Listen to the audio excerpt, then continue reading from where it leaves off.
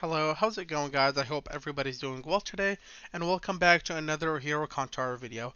In this video I will be going over King Dark that just came out on the global version of the game. Now he is already out on the Korean version of the game, but we literally just got him like 16 minutes ago as of me recording this video. So, he literally just came out.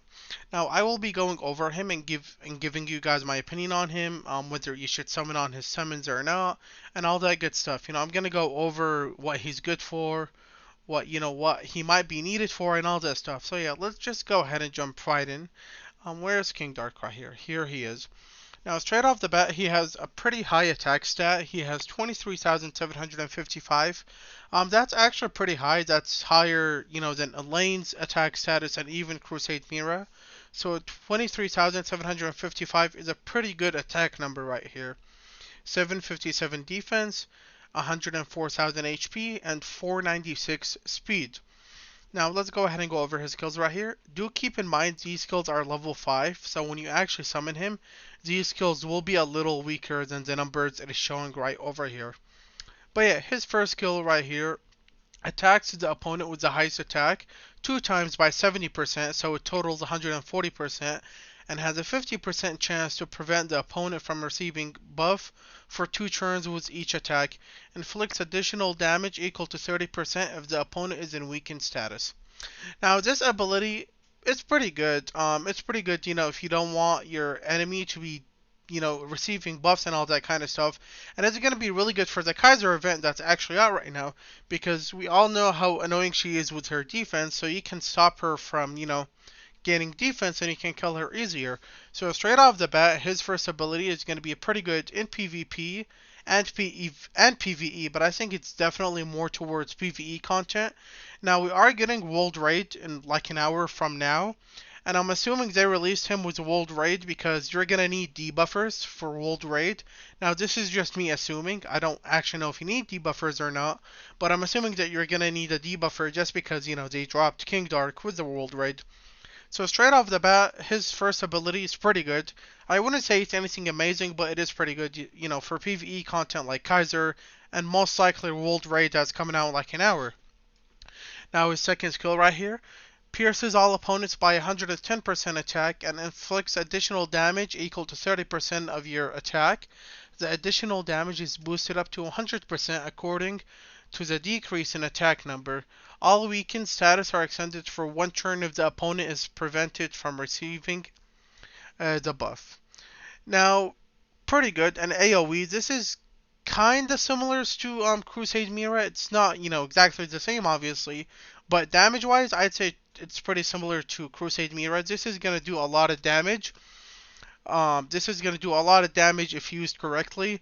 So what you're probably want to do is probably use the first ability right here so they can get the weakened status, and then you're going to use your second ability so the weakened status, stays on them, because the second ability does increase it by 1 turn, the weakened status. So every time you basically give them weakened status using the first ability, if you use the second ability next turn, they're going to get it for another round. So a pretty good ability overall, does a lot of damage, and it helps you to keep the debuff on them. So a pretty good ability.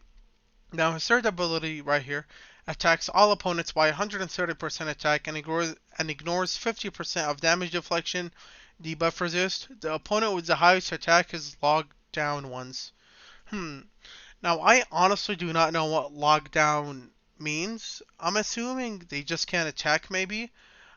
Please let me know in the comment section if you guys know what it is, because it doesn't seem like it explains it. But looking at his third ability, once again, it looks like a pretty good damage ability. Now, I do think that the number 2 ability is definitely going to be able to deal out more damage.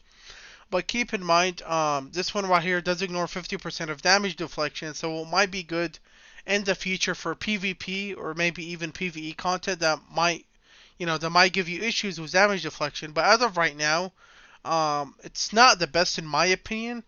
But like I said, I don't know what lockdown means. If I find out what lockdown means, my opinion might change on it. But just going over the basics, I don't see a reason why you would use a third skill. I would definitely just stick around for the first and second skill. And then his first passive skill right here, 15% attack boost, 10% critical hit boost, and 15% crit hit damage boost. Really good 3, basically pure DPS, lots of DPS coming out, on his passive skill right here. And his other passive skill redirects the hero with 1% HP remaining at the first point of elimination, and instantly redirects the hero for 2 turns even if the inflicted damage eliminates the hero. The skill damage of the first attack after the first redirection is boosted by 50%. Now, from what it seems like, basically when your hero is about to die, he gives them full HP and they're guaranteed to survive for 2 turns, I believe. Because it says here, the hero and instantly resurrects the hero for 2 turns, even if the inflicted damage eliminates the hero. So basically, they're guaranteed to survive an extra 2 turns, which is pretty nice. Somewhat similar to Coons, except Coons, you're going to have to use your 2-card ability. But for this passive right here, it just happens, which is really nice. And when they do come out, the first attack they make is boosted by 50%. Well, the skill damage of the first attack is boosted by 50%. Really, really nice passive in my opinion. These 2 passive abilities are super, super good. Now, overall, he's a good character, right? But whether you should summon or not, I honestly probably would not, and here's why. Now, first thing is, the other character with him is Max Level Warrior. Now, don't get me wrong, Max Level Warrior is a pretty good, what's it called? Is a pretty good PvP unit, but I don't really think you need him or anything of that sort, because there will be future summons most likely, like with the noblest characters, which you will have 2 new units in the same summons. So it's kind of annoying to summon in a banner. Say you get an SS and then it's not him, but you get Max Level Warrior and you already have him. That's why I would skip. That's just one reason, right?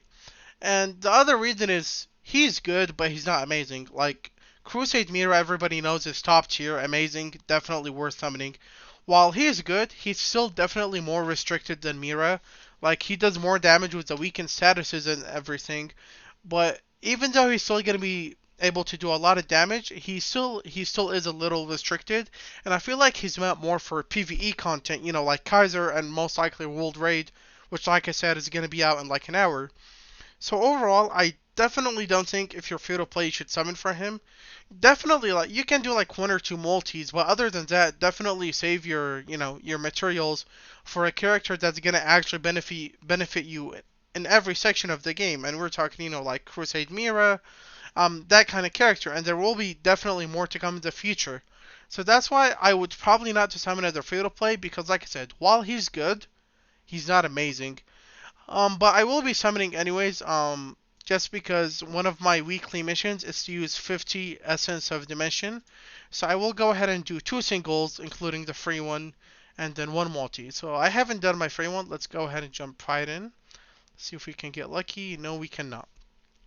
But yeah, let me do the single, and then we'll go ahead and do the multi after this. Alright, well here it is. This is all I'm going to be summoning, nothing more than that. Please give me one. Yep, an S, nothing special. But yeah, like I said, I think I'm gonna stop here. I don't really think he's anything crazy. Like I said, he is good. He's definitely gonna be good for PvE content, but I'm not gonna summon any more to go for him just because I'd rather save my resources and save for somebody who I know I can make way more use of in the future, and that's why I'm pretty much not gonna summon.